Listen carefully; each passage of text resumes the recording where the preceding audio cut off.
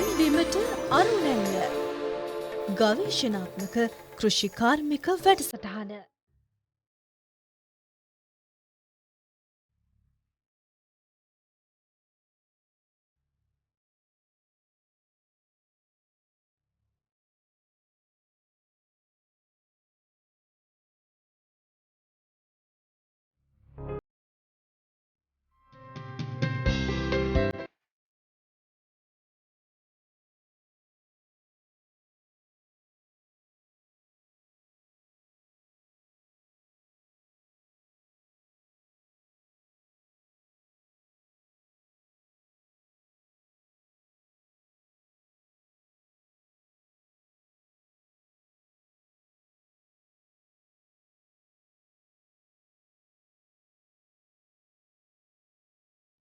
ඔබේ පෙළපතේ පරම්පරා දෙක තුනක් අතීතයට ගියොත් ඔබට හම්බු වෙනවා ගොවිතැන ජීවනෝපාය කරගත්තු ඔබේම මුතුන් මිත්තෝ. හැබැයි ක්‍රමක්‍රමයෙන් ගොවිතැන ජීවනෝපාය කරගත්තු අය වෙනත් වෘත්තීන් වෙත නැමුරු වෙනවා. ඒ විතරක් නෙමෙයි අපේ රටේ ගොවිතැන එහෙම නැත්නම් කෘෂිකර්මාන්තය ලොකු විපර්යාසයකට පත් වෙනවා. මේ සාම්ප්‍රදායික ගොවිතැන රසායනික පොහොර භාවිතාවෙන් සිදු කරන ගොවිතැනක් දක්වා පරිවර්තනය වෙනවා. ඒ අපේ සෞඛ්‍යයට කොයිතරම් අහිතකරද කියන දේ දැන් තමයි වැඩියෙන්ම දැනෙන්නේ. ඒ නිසා අපි කාබනික පොහොර භාවිතාවට එහෙම නැත්නම් පරිසර හිතකාමී ගොවිතැනකට යොමු විය යුතු කාල සීමාවක රන්බිමට අරුණැල්ල වැඩසටහනින් ඔබ කොහොමද කාබනික පොහොර භාවිතා කරන්න කියන කාරණාව පිළිබඳව අපි නිරන්තරයෙන් දැනුවත් කරනවා. අපි අද ඇවිල්ලා ඉන්නේ සබරගමු පළාතේ කෑගලු දිස්ත්‍රික්කයේ දැරණියගල ප්‍රදේශයට.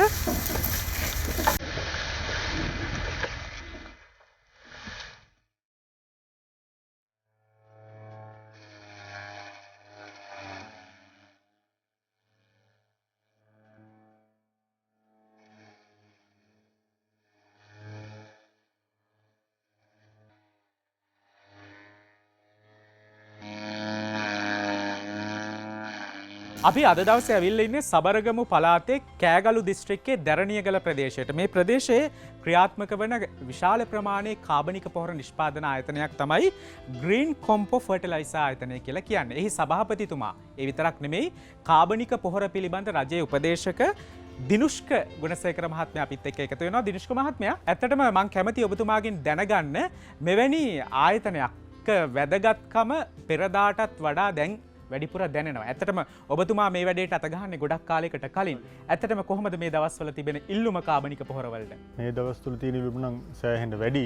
නමුත් අපි මේ ආයතනයේ පටන් ගත්ත අවධිය, ඒ කියන්නේ දැනට අවුරුදු 1.5කට වර්ගයේ කලින් ඒ අවධියේදී අපි පටන් ගත්තේ ඇත්තට මෙහෙම රසායනික පොහොර හිඟයක් තියෙන කාලෙක නෙමෙයි. අපි ඇත්තට මේ වෙලාවේ මෙම ආයතනයේ පටන් ගත්තේ අපනයනය කරන්න බලාපොරොත්තු වෙන තමයි ඒ ස්ටෑන්ඩඩ් වලට තමයි අපි මේක ස්ටාර්ට් කරේ.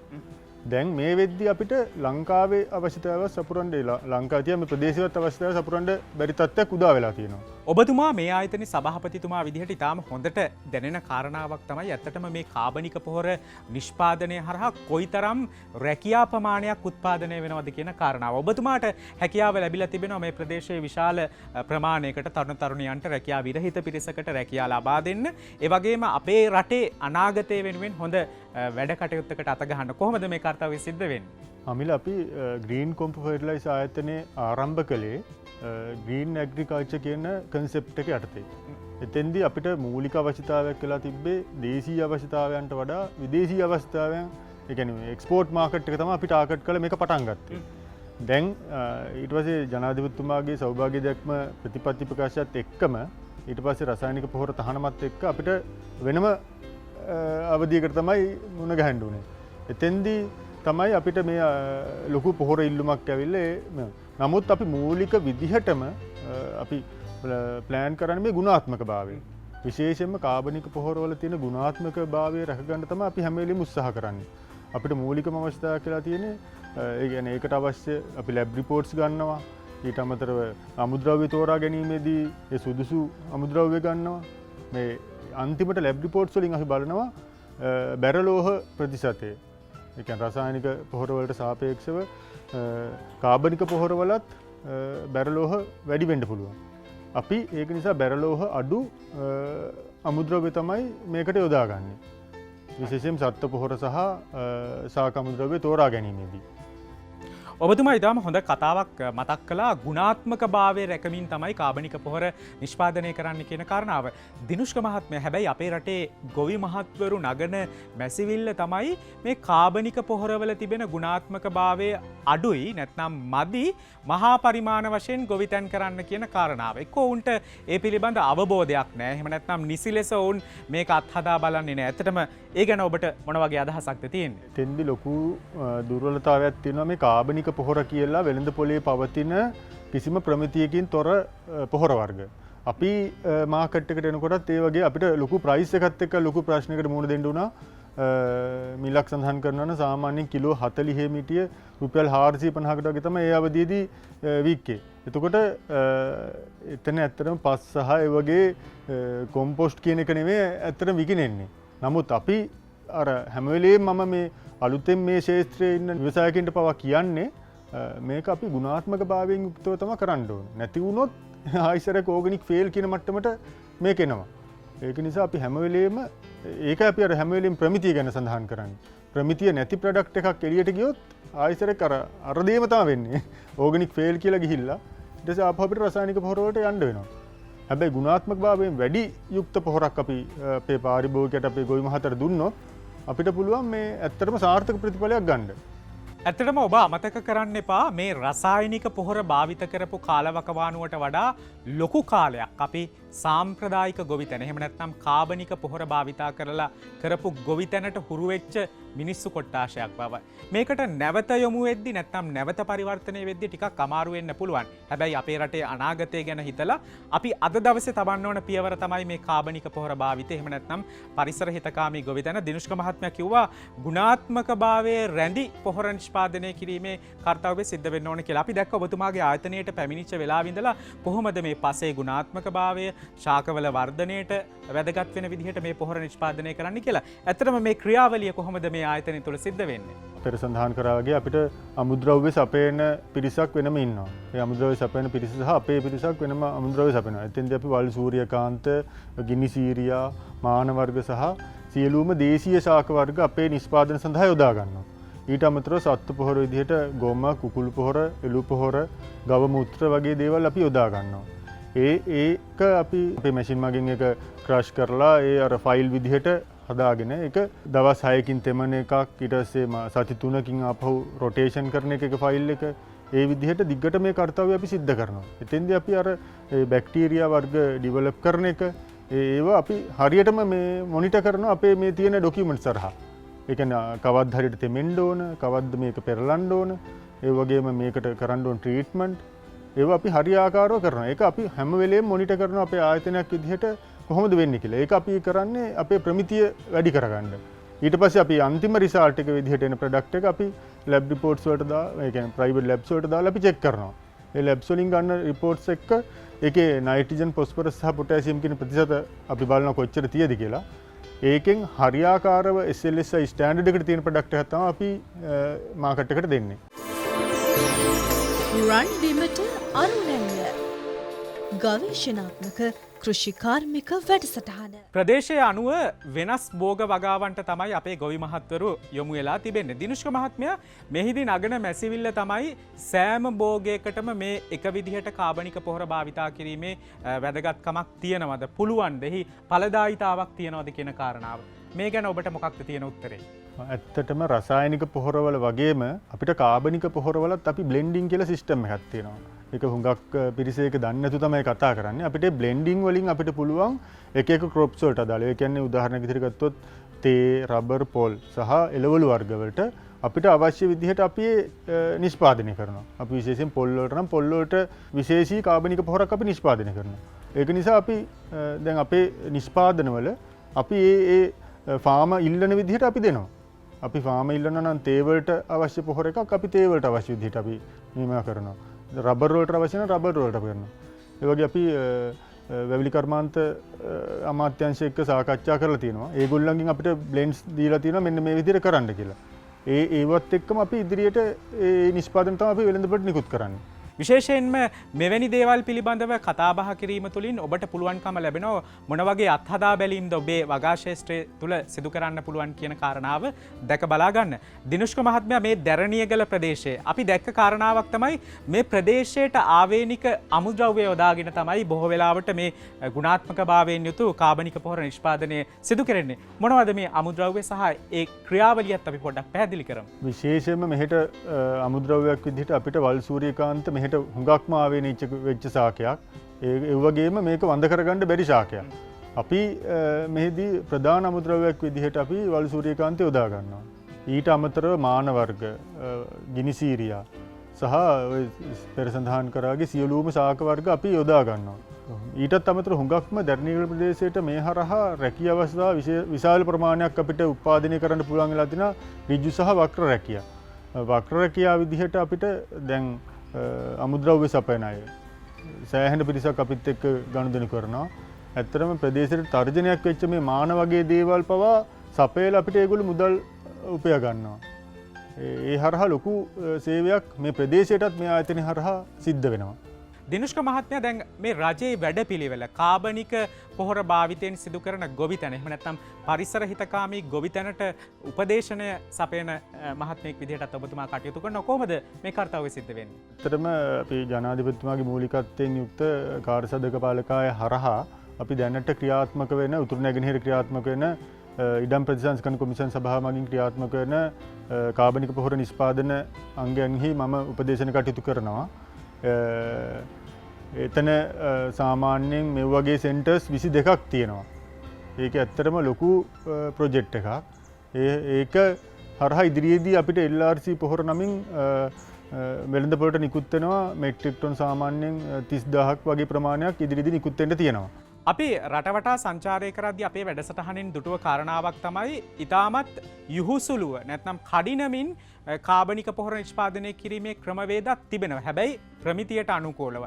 මං හිතන්නේ කොහොමද මේ කාරණාව සිද්ධ වෙන්නේ? හැම නිෂ්පාදකයාම බලන්න ඕන දෙයක් තමයි ප්‍රමිතිය කියන එක. දැන් වෙනත් ආයතන වලින් ඉල්ලනවා පොඩි ගණන් වලට. අපි කියනකො සමහර කම්පැනිස් වලින් අපෙන් ඉල්ලනවා රුපියල් 10ට දෙන්න 5ට දෙන්න කියලා. දැන් මම මේ ළඟදි මට එක නිෂ්පාදකයෙක් හමු වුණා. එයා රුපියල් 5ටත් මේ කොම්පෝස්ට් දෙනවා. බලද්දි එයාගේ ඉල්ලන විදිහට එයා සප්ලයි කරනවා. නමුත් එයාගේ ලැබ් රිපෝට් එකක්වත් මොකුත්ම නැහැ. එයා එක එක වෙන විකල්ප මාර්ග තමයි එයා යොදාගෙන තියෙන්නේ. ඒ කියන්නේ පස් වර්ග, වැලි වර්ග මිශ්‍ර කරලා කාබනික පොහොර විදිහට වෙළඳපොළට නිකුත් කරනවා. ඒ හරහා නැවතවතාවත් මම කියන්නේ හැම වෙලෙම අර ඕගනික් කියන මේ කන්සෙප්ට් එක ෆේල් කරන්න එපා. ඒක ෆේල් කරන්නේ මේ වගේ ඉන්න ව්‍යවසායකයෝම තමයි. පැහැදිලිව අපි ඕක හැම වෙලාවකදී මම ජනාධිපතිතුමාත් එක්ක රැස්වීම් වලදී පවා එතුමාට සඳහන් කරලා තිනවා මේ ක්වොලිටි එක කියන එක අපි මේන්ටේන් කරේ නැත්නම් අපි අනිවාර්යෙන්ම මේ ඕගනික් කියන කන්සෙප්ට් එකෙන් ෆේල් වෙනවා. විශේෂයෙන්ම කියන්න කනගාටුයි සමහරක් ආයතනවල නිලධාරීන් පවා ඒකට ලොකු සහයෝගයක් නැහැ. ලැබ් රිපෝට්ස් වලදී පවා ඒගොල්ලෝ කරන්නේ වෙන වෙන අකර්මණ්‍යතා. ඒක ඉතින් මට ඇත්තට මේ ගැන කනගාටුයි. නමුත් අපිට පුළුවන් හැම වෙලාවෙම අපි ගුණාත්මක භාවයුක්ත පොහොරක් තමයි නිකුත් කරන්නේ. දැරණියගල ග්‍රීන් කොම්පෝ ෆර්ටිලයිසර් ආයතනයට ඇවිල්ලා අපි මේ කාබනික පොහොර නිෂ්පාදනය නිසි ලෙස සිදු වෙන්නේ කොහොමද කියන කාරණාව එහි සභාපතිතුමත් එක්ක කතා කරමින් ඉන්නේ. දිනුෂ්ක මහත්මයා දැන් ඇත්තටම මෙවැනි වැඩපිළිවෙලක් ක්‍රියාත්මක කරගන්න කොහොමද රජයේ පාර්ශවයෙන් දක්වන සහයෝගය මොන වගේ උපදේශකත්වයක්ද කොයි වගේ උපදෙස්ද ලැබෙන්නේ? ඉස්සල්ලාම ජනාධිපතිතුමා අපිව අඳුනගත්තා. ඊට පස්සේ ජනාධිපතිතුමා අපි ගෙන්නලා තමයි අපිට මේ සාකච්ඡා කරේ. මොකද ඒ ජනාධිපතිතුමාගේ තීරණයේ එන අවධියේදී කොම්පෝස්ට් පොහොර නිෂ්පාදකයෙක් තමයි මම. එතකොට ඒකත් එක්කම තමයි අපි එතුමත් එක්ක සම්බන්ධ වුණේ. ඊට අමතරව එතුමාගේ පුද්ගලික ලේකම් සුගීශ්වර බණ්ඩාර මැතිතුමා සහ ජනාධිපතිතුමා අපිට විශාල සහයෝගයක් පුද්ගලිකව මෙම ආයතනයට සහ අපිට සමස්ත රටේ කර්තව්‍යයක් විදිහට රජයේ අවශ්‍යතාවයක් සහ රටේ අවශ්‍යතාවයක් විදිහට සියලුම ඔය වැඩසටහන් වලට සම්බන්ධ වෙලා ඒවට දෙන්න තියෙන උපදේශන කටයුතු ඒ සියල්ලම මම ලබා දෙනවා. මේ කාලවකවානුව වෙද්දී අපේ රටේ බොහොමයක් දෙනෙක් පරිසර හිතකාමී ගොවිතැනට හුරුවමින් පවතින කාලවකවානුවක්. ඒ නිසා කාබනික පොහොර භාවිතාව කියන එක ඉතාමත් වැදගත්. එවැනි කාබනික පොහොර භාවිතා කරන ඔබට මේ ආයතනයේ සභාපතිතුමා විදිහට මොන වගේ පණිවිඩයක්ද ලබා දෙන්න පුළුවන්? මේක ගුණාත්මක භාවය හැම වෙලේම ආරක්ෂා කරන්න. නැති වුණොත් මේකේ මුළු ශේෂ්ත්‍රයක්ම තමයි කඩා වැටෙන්නේ. අපේ දැන් සියලුම නිෂ්පාදන ඕන තැනකින් ගත්තොත් අපිට ගුණාත්මක භාවය සම්බන්ධව වක් කියන්න පුළුවන්. අපි දන්න මේ ක්වොලිටි එකේ ප්‍රොඩක්ට් එකක් තමයි අපි එළියට දෙන්නේ. එතනින් එහාට ඒවා අපි දෙන්නේ නැහැ. එළියට නිකුත් කරන්නේත් නැහැ. ඒ වගකීම සියලුම නිෂ්පාදකයෝ මම විතරක් නෙවෙයි සියලුම නිෂ්පාදකයෝ ඒ වගකීම ගත්තේ නැත්නම් ආශ්චර්යයක් අර පෙර සඳහන් කරා වගේම අර ඕගනික් කියන කන්සෙප්ට් එක ෆේල් වෙන එක වෙන්නේ. ඒක කරගන්න එපා. ඒක කරගන්නෙම අපි විසින්. ඒක කරන්නේ නැතුව මේ ගමනේ යමු කියන එක තමයි මම සියලුම දෙනාගෙන් ඉල්ලා සිටින්නේ. ඇත්තටම මේ වකවානුව තුළ ඔබ ඔබේ ගොවිතැනට අත්හදා බලන්න කාබනික පොහොර භාවිතාව කොයිතරම් වැදගත්ද කියන කාරණාව.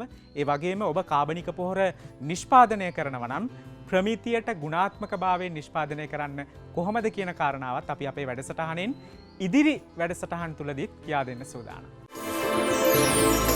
රන් බිමට අරුණැල්ල ගවේෂණාත්මක කෘෂිකාර්මික වැඩසටහන. මේ ප්‍රදේශයේ වතු අධිකාරීවරයෙකු ලෙස සේවය කරන අමල කුරුප්පු මහතා මේ කාබනික පොහොර භාවිතාවේ තිබෙන වත්මන් වැදගත්කම පිළිබඳව දක්වපු අදහස් තමයි මේ. නිකන් කොම්පෝස්ට් අරගෙන ගිහිල්ලා දාන්න බෑ අපේ භෝගවලට. අපි බලන්න ඕනේ මේක නිසි ප්‍රමිතියක් තියනවද කියලා. ඒ වෙලාවේ අපිට අපේ දිනුෂ්ක ගුණසේකර මහත්තයාගේ ග්‍රීන් කොම්පෝ ආයතනය හම්බ වුණා. මේක මේ ලංකාවේ තියෙන සියලුම ප්‍රමිති සහතිකරණ ආයතනත් එක්ක ගිහිල්ලා හොඳම ආයතනයකින් ගත්ත ප්‍රමිති සහතිකරණයට අනුව නයිට්‍රජන්, පොස්පරස්, පොටෑසියම් සහ අනෙකුත් ක්ෂුද්‍ර පෝෂක ද්‍රව්‍ය මේකේ අඩංගු වෙලා තියෙනවා කියලා ඊට පස්සේ අපි ඒක අරන් ගිහිල්ලා අපේ නිලධාරීන්ට කතා කරලා අපි තීරණයකට ආව රයිට් මෙතන තමයි හොඳම තැන අපේ කොම්පෝස්ට් මිලදී ගන්න කියලා. ඊට පස්සේ ඇත්තටම අපි කොම්පෝස්ට් මිලදී ගන්න කලින් සාම්පලු අරන් ගිහිල්ලා චෙක් කරලා බැලුවා. බලනකොට අපිට තේරුනේ ඒ සාම්පලුත් ඊටාම ඉහළ ගුණාත්මකයෙන් යුක්තයි. ඒකේ ඇත්තටම අඩංගු සංඝටක බලපුවාම අපේ ප්‍රදේශයෙන්ම මේ හොයාගන්න හොඳට නයිට්‍රජන් පෝෂක අඩංගු සූර්යකාන්ත, වල් සූර්යකාන්ත, ග්ලිරිසීඩියා, ගිනි තනකොළ වැනි දේවල් මේකේ අඩංගු වෙලා තිබුණා. සහ හොඳට ජීර්ණය වීමකට ලක් වෙලා තිබුණා. ඒ කියන්නේ බාගෙට දිරපු පොහොර මේකේ අඩංගු වෙලා තිබුණේ නැහැ. ඉතින් ඇත්තටම අපි අතින් ඇල්ලුවත් ඒ පොහොර අතින් අල්ලනකොට වුණත් අපිට හොඳ තෙතමනයක් ඒකේ අඩංගුයි සහ හොඳ ඒ කියන්නේ භෞතික සාධක හොඳ බව අපිට වැටහි ගියා. ඒ නිසා අපි ඇත්තටම එතුමාගෙන් මේ පොහොර මිලදී ගැනීමක් කරා. නිවැරදි ආකාරයෙන් සකස් කළ කොම්පෝස්ට් ලබා දීම ඇත්තටම ලොකු සේවයක් කියලා මම සැලකනවා. අවසාන වශයෙන් මට කියන්න තියෙන්නේ මේ කෘෂිකාර්මය ශාස්ත්‍රයේ මම අවුරුදු 20කට අධික කාලයක් සේවය කරනවා. ඒතකොට මගේ දැනුම සහ අපි නිතරම භෝග වගාවන් සමග ගැටෙන පුද්ගලයන් හැටියට කියන්න ඕනේ තමන් මිලදී ගන්න දේ නිවැරදිව මිලදී ගන්න. ඒ මිලදී ගන්නකොට බලන්න ඒ නිසි ප්‍රමිතියකට මේ කාබනික පොහොර වර්ග නිෂ්පාදනය කරලා තියෙනවද කියලා. මොකද මම හිතන්නේ මේ වෙලාවේ ජනතාවත් මේ කාබනික පොහොර වලට යන මේ කාලයක් ඒට අමතරව ජාත්‍යන්තරයේ පවා බලාගෙන ඉන්නවා මේ රටේ කාබනික පොහොර නිෂ්පාදනය කොහොමද ඉදිරියට යන්නේ කියලා. ඒ නිසා මට කියන්න තියෙන ඇත්තටම නිසි ප්‍රමිතියකින් යුක්ත කාබනික පොහොර අපි වතු ශේෂ්ත්‍රයට ලබා දීමෙන් ඇත්තටම මේකේ ප්‍රතිඵල සුබදායක වෙන්න පුළුවන්. ඉතින් ඒ නිසා නිවැරදි ප්‍රමිතියකට සකස් කරන ලද කාබනික පොහොර හැම වෙලාවෙම ගිහිල්ලා පරීක්ෂා කරලා ප්‍රමිතිය සොයා බලලා මිලදී ගන්න කියන එක තමයි මට අවසාන වශයෙන් කියන්න තියෙන්නේ. ඉතින් ඇත්තට මේ ආයතනයේ ඒක නිවැරදිව නිෂ්පාදන කටයුතු සිදු වෙනවා කියන එක අපිට ස්ථිරයි.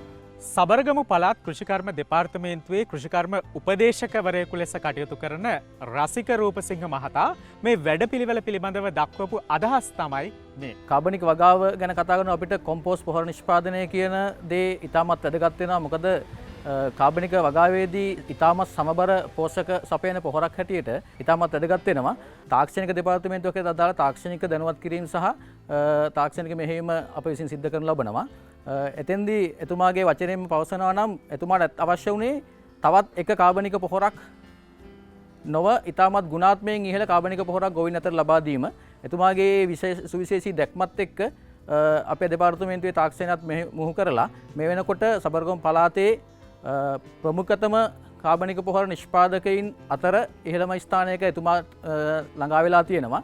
ප්‍රමාණාත්මකව සහ ඉතාමත් ඉහළ ගුණාත්මය ආරක්ෂා කර ගනිමින් කාබනික පොහොර නිෂ්පාදකයෙක් හැටියට අපි දුටුව දෙයක් තමයි රන්බීමට අරුණැල්ල වැඩසටහනෙන් මේ කාබනික පොහොර නිෂ්පාදනයට සමගාමීව අමතර රැකියා රැසක් නිෂ්පාදනය වෙලා තිබෙනවා. ශේෂ්ත්‍රයට ඇවිල්ලා තිබෙනවා මේ කාබනික පොහොර නිෂ්පාදනයට අවශ්‍ය අමුද්‍රව්‍ය සැපයීම අතින්. අපි එවැනි අමුද්‍රව්‍ය සපයන මහත්මයෙක් එක්ක කතා බහ කරන්න බලාපොරොත්තු වෙන්නේ හර්ෂණ. ඉතින් කොහොමද කියන්න මොනවද අමුද්‍රව්‍ය විදිහට සපයන්නේ? අමුද්‍රව්‍ය විදිහට සපයන්නේ අපිට තියෙන වල් සූරියකාන්ත. එතකොට ගිනි සීරිය තියෙනවා. එතනින් ගියාම මාන තියෙනවා. ඒ වගේ විවිධාකාර කියන්නේ මේ පොහොර වලට කොළ ජාති ටික ගන්නවා. ඊට අමතරව ගොම පොහොර ගන්නවා, කුකුල් පොහොර ගන්නවා. ඒ වගේ දේවල් තමයි භාවිතා කරන්නේ. ඉතින් ලේසියෙන් හොයාගන්න පුළුවන් දේවල් ටිකක් තමයි තියෙන්නේ. ඒ වගේම මට කියන්න දෙයක් තියෙනවා මේ ප්‍රදේශයේ ජනතාව විශාල ප්‍රමාණයක් ඉන්නවා රැකියා සම්බන්ධ ප්‍රශ්නයක. ඉතින් මේ වෙලාවේ මේ අපි මාන කියන්නේ තර්ජනයක් වෙලා තියෙන දෙයක්. ඊට අමතරව වල් සූරියකාන්තයේ තැන් තැන්වල හැදුනහම විනාශ කරගන්න බෑ. ඒත් මේක දැන් ආදායම් මාර්ගයක් බවට පත් කරගන්න පුළුවන් ඕන කෙනෙක්ට. ඉතින් මම මේ ප්‍රදේශයේ ජනතාවට ඕන කෙනෙක්ට ආරාධනා කරනවා අපිට මේ වල් ටික සපයන්න. අපිට මේ පොහොර ටික සපයන්න. ඉතින් අපි ඒක ඒ හරහා ඕගොල්ලන්ට ආදායම් මාර්ගයක් හදාගන්න පුළුවන්. ඊට අමතරව මේ රටේ දැනට තියෙනවා රසායනික පොහොර ඉල්ලලා කියලා උද්ඝෝෂණ හැමතැනම. ඒත් මේක මං හිතන්නේ ඊට වඩා එහා ගිය දෙයක්. ඊට වඩා ලොකු දෙයක් කරන්න පුළුවන් වැඩසටහනක් වෙනවා. ඉතින් ඒකට සහයෝගය දෙන්න. අපිට හමුණා තවත් මහත්මයෙක් පද්මසිරි මහත්මයා. එතුමා මේ කාබනික පොහොර නිෂ්පාදනය කරන්න තවත් අමුද්‍රව්‍ය විශේෂයක් සපයනවා. අපි කියමු මොනවද මේ ගොම සහ මේ කුකුල් පොහොර මෙතුමාගේ ආයතන සපයනවා. ඇත්තටම මෙවැනි රැකියාවක් කිරීම සම්බන්ධයෙන් මෙවැනි අවස්ථාවක් ලැබීම සම්බන්ධව ඔබතුමාට බොහොම සන්තෝෂයි. මට මාසෙට සාමාන්‍යයෙන් 5,000 විතර ආදායම් අමතර ආදායම් ලැබෙනවා. ඔබ කාබනික පොහොර මිලදී ගත්තත් එහෙම නැත්නම් ඔබේ ගොවිතැනට කාබනික පොහොර නිෂ්පාදනය කළත් ප්‍රමිතියෙන් ගුණාත්මක භාවයෙන් ඒ දේ කරන්නේ කොහොමද කියන කාරණාව පිළිබඳ හොඳ අවබෝධයක් අපේ වැඩසටහන තුලින් අපි ලබා දුන්නා. රන්බිමට අරුණැල්ල වැඩසටහනින් පරිසර හිතකාමී ගොවිතැනකට අතහිත දෙන්න අපි ඉදිරි වැඩසටහන් තුලදීත් බලාපොරොත්තු වෙනවා. අදට සමුගන්නව ඔබට සුබ දවසක් ප්‍රාර්ථනා කරමි.